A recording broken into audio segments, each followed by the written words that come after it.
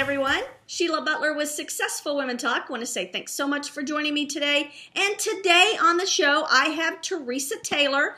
Now, Teresa is a telecom executive who has reached the C-level suite of a Fortune 200 company, and she is the author of a new book titled The Balance Myth, Rethinking Work-Life Success. If you have kids like we do, you will get this whole thing of the hill and the tennis shoes. So great story, and I can't wait to jump in. So welcome, Teresa. Well, thank you, Sheila, and thank you for having me today. Well, I appreciate you joining us. I want to kind of give our audience a little bit of an overview about you. So usually the first question I ask is, tell us a little bit about yourself, your background, and how that got you to where you are today. All right. Well, thank you. Well, first I want to share that I grew up in a very small town in the middle of Wisconsin. I went to college. I was actually the first person to go to college in my family, and then headed west. And I ended up entering the telecom industry, which I have no idea how that happened, except that I took my first job straight out of the newspaper as a salesperson. And then here it was, 24 years later, I was the chief operating officer of Quest, which is a multi-billion-dollar Fortune 200 company. And I also had the wonderful opportunity of serving on 3 public company boards in energy, banking, and T-Mobile, a wireless company.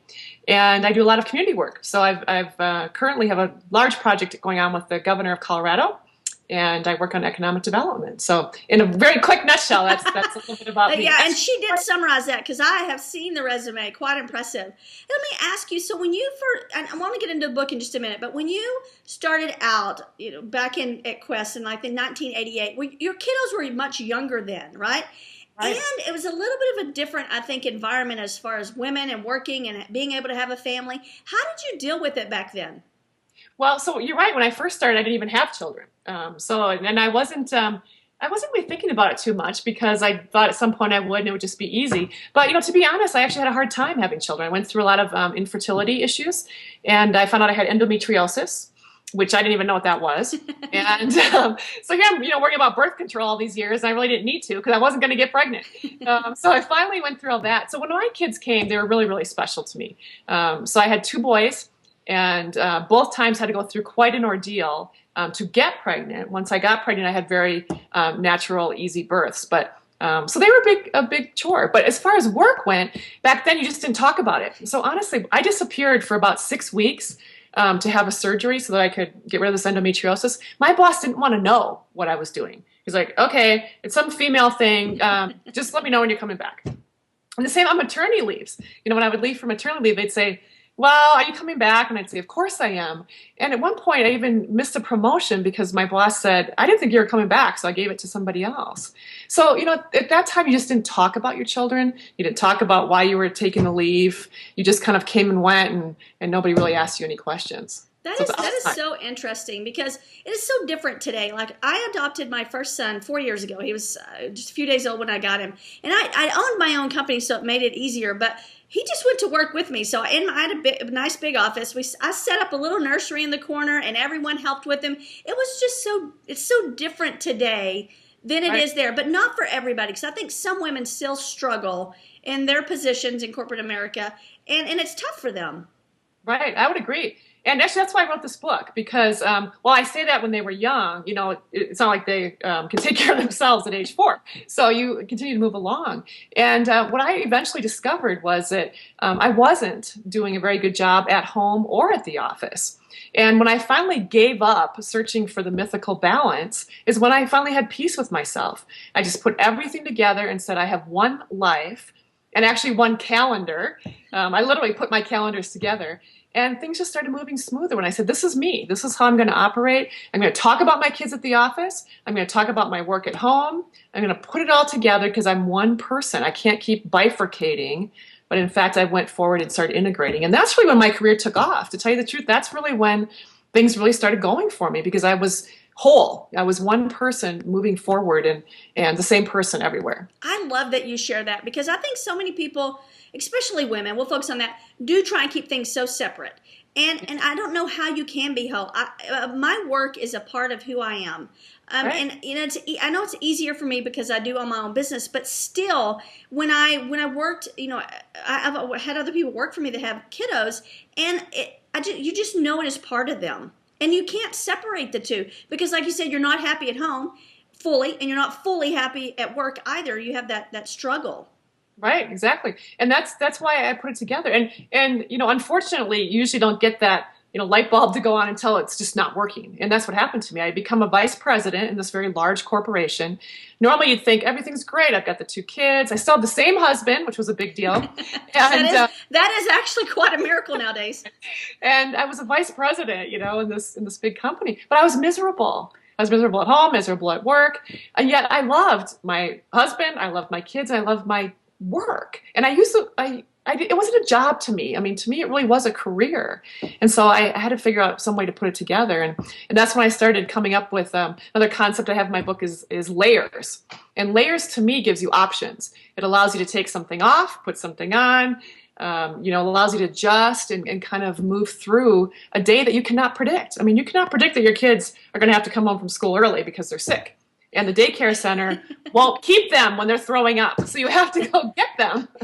And you don't know that's going to happen, when you leave in the morning. So I love that. And I love it. In your book, you shared a story about you had made it such a big deal. Your son, I think you were going to go have lunch with your son. Yeah. It was such a big deal, and you had rearranged things around the schedule, and you rushed to a school. And why don't you finish that story? It was quite comical to me. It probably wasn't at the time for you, but it was funny to hear. That was, so, here I am trying to be the good mom, and my 2nd grade son at that point says, will you come and join me for lunch like the other moms do? So, of course, I'm going to drop everything. So plan the whole day, work extra hard in the morning. For me, that meant driving all the way across town because I worked in downtown Denver, but we lived farther away. And so I get there, rush in. I'm in my suit, my high heels. I barely get there. I stand in line with them, and he helps me pick up my lunch. We sit down, and imagine I'm squishing this little tiny chair, because I have my suit on and my high heels, and I'm squishing in, and I barely open the first plastic wrap, to eat the food, and all of the kids start raising their hands and kind of wiggling. They raise their hands, and they're all jittery, and one by one the teacher calls them and says, yes, go ahead, yes, go ahead. Well, I'm not really figuring out what's going on, except that they're all leaving to go out for recess, including my son now. Well, I think 3 minutes passed. I mean, these 2nd graders ate, made a complete mess, and had their hands up because recess is way more important than lunch. And so my son says, Mom, thanks for coming. I'm like, thanks for coming. I didn't even settle in. And literally tears started rolling down my eyes. And thank goodness, the principal at the office, or the school said, this happens all the time. And he comes over and sits by me, and he's trying to console me, and I'm like, I couldn't believe it. I mean, all that energy for 3 minutes. But I have to tell you, my son was thrilled. He's like, oh, look, it's my mom, and everything is great, and thanks, Mom. And he talked about it for a week. But I will tell you, when I drove home, that was another time where I said, I've got to change something here. I mean, I've got to pull this together a little bit. And that's when I started taking my kids to the office. They weren't that little to be in the corner. But on Sundays, when nobody was there, because I was still in a big corporation that didn't, you couldn't bring your kids to the office, I would take them. So they became more familiar with my work. Now, there's a lot of stories in my book I shared about that, too, that when they were at the office, they did make a mess every once in a while. But that was my way of pulling my work to them and them into my work. And they probably should have been at church, but I had it at the office on Sunday. But you had to do what you had to do, right? That's right. Let me ask you this. How long did it take you to transition the two? So you were like 2 separate people. You were the corporate person, and then you were the mommy. How long did it take you to incorporate the two? And how easily did it go over with your family, and did it go over with your work? Well, I would say it was probably a year. From when I kind of started taking action. So I would say it was probably a year. It was much easier for my family to absorb it, because I would just bring home my work more, lay it all out on the kitchen table.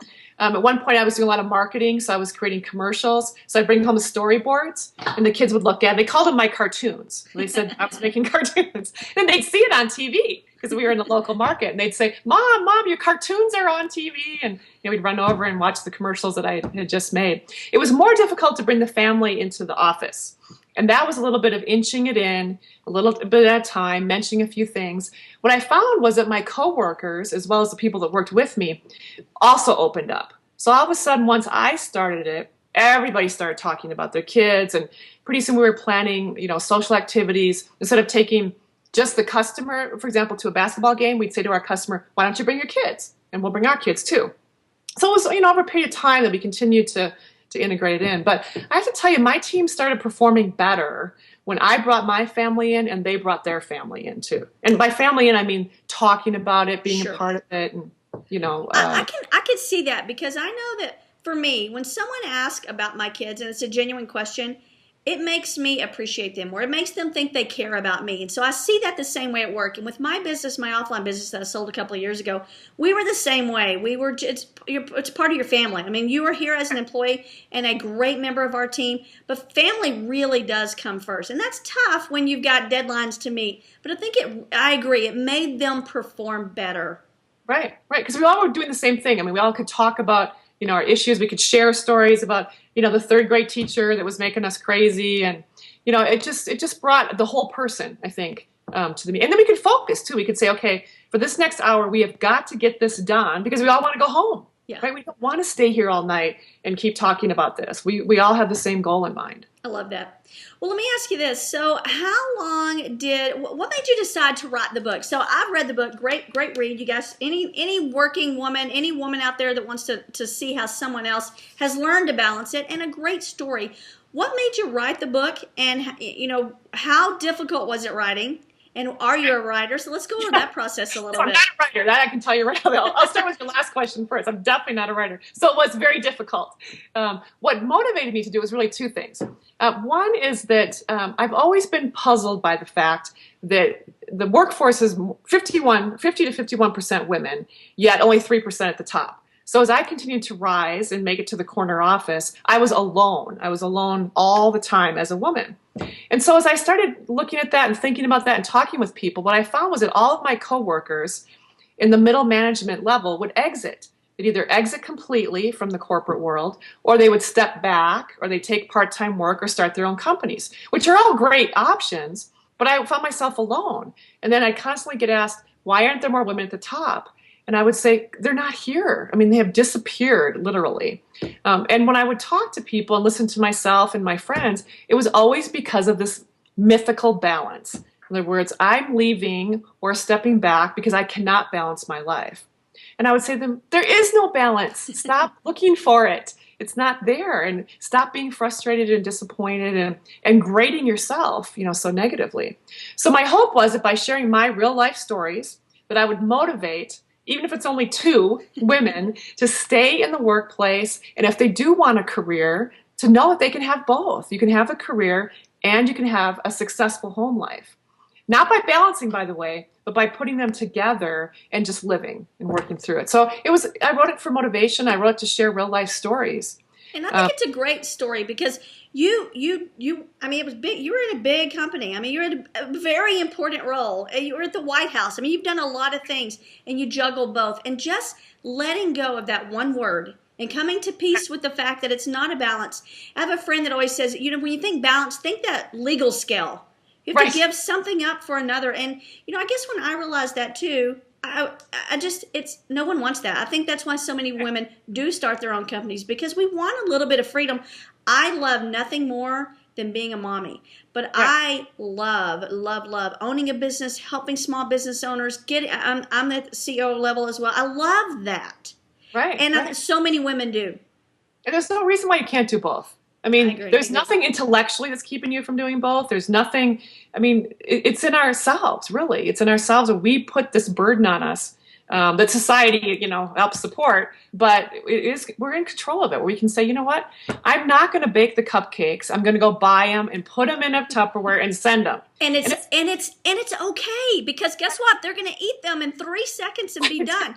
I will share a story with you. I always bake cakes for my kids' birthdays. I started this. I'm not a baker. I've become a good cook, but I was always a terrible cook. So my kids, we kind of have this thing now. But for my son's little birthday party at school, I was busy, really busy. So I thought, I'm just going to get cupcakes. And I was really worried about it, but I went to all this trouble, got cupcakes, got all of this stuff, got juice. They didn't care. They were 3. No one cared. It was just a mess. So it was more pressure on me. I did that to me. Right. And you said the kids didn't care at all. They didn't care. And I got comfortable with, the Pizza Hut delivery guy knows how to get to our house once a week. That's okay. It's okay that my kids had pizza once a week from, kind of a yucky delivery place. But it's okay. By the way, my sons grew up fine. One is 6'4" and one is 6 foot. So it did not, hurt their growth at all to have exactly. And one is in college and one's about to graduate from high school. So guess what? It works, people. It's right. okay. Let me ask you this. If you had a woman out there saying, maybe she is in corporate America and she's struggling with the balance thing. She's still in her head thinks balance. What advice would you give her on being okay with some steps she could take to be more successful in the business that she's in the corporate job that she's in, to have a little bit of both? Right. Well, this is a great question, because just this morning I answered this for somebody. I asked her first, do you like the work you're doing? Is it a job or is it your passion? And she said, I really don't like the work I'm doing. I said, okay, well, that's number one, get yourself a different job. I said, how is it going at home? I mean, do you feel great at home? Like, do you still like your husband? Are the kids going okay? And she said, yeah, home is great. I said, then work on the job. And it's not where you want it to be. So first decide what is not working. I personally believe that if your home is not solid and settled, you're going to never perform at work. Oh, can you repeat that? Yeah. I love that. Yeah, that if your home is not stable and settled for you, you'll never produce at work. I mean, it just won't happen. I agree. So you have to fix whatever's at home. And for some people, that means some pretty big decisions and pretty big steps. Whatever home is, by the way. I mean, we're talking about husbands and kids, but home is different for everybody. So that has to be solid, and then you'll perform at work. And usually when I talk to people, they will eventually say one or the other is not happening. And so address that. But assuming that that's all going good, you're just frantic, it is a lot of time management. And one of my tricks was to set time limits for yourself. So if it's at home and it means clean the toilets, say I'm only doing that for 30 minutes. And if they don't all get cleaned, that's okay. We'll have to wait till the next one. And the same with you working on a presentation at the office is to say, I'm going to work on this for 1 hour. And it's not going to be perfect, but it's going to be good enough. And, tweaking the colors or changing the diagrams is not really going to change the message in that presentation. So time management is a pretty big deal, really. And I think when you really talk to people about how are you managing, they'll say, oh, my list is too long, I can't get everything done. It's because they're not focusing and just zeroing in on one thing, get it done, cross it off, and don't renegotiate with yourself. Say, I'm done, that's it, that was the best I could do right now, and move on. And everyone will survive. That's right. That's right. Everyone's going to be just fine. Yeah. And so, really just not grading yourself so hard. Yeah. We, for some reason, are our own worst enemies. And it just happens that way. And I put so much more pressure on myself than anyone does. And most women are that way. And you're the only one that can change that too, by the way. I mean, you're the only one that can take that pressure off and put that pressure on. And so it really is up to you, to manage that. And, I look back and I don't have any regrets. I mean, I did miss a few kids' things and I did miss a few meetings at work, but they were conscious decisions. I knew exactly what I was doing and I did it for a reason. And I didn't look back and say, oh, I should have done that differently, because it's over. You can't turn it back. So just move forward. Oh, I love that. Listen, if someone wanted to connect with you, where would you want to send them? So I have two websites. One is the book. So, of course, I would love everybody to buy the book. And I'd like you to show that again. Good book. Book for the hill and the tennis shoe. Right. So that the book does have a website, which is thebalancemythbook.com. Okay. And I also have and you can connect to me through there. And the other is I have a website for the other work I do, which is Teresa, without an H, Teresa, Taylor.org. And they can reach me through that also. I love that.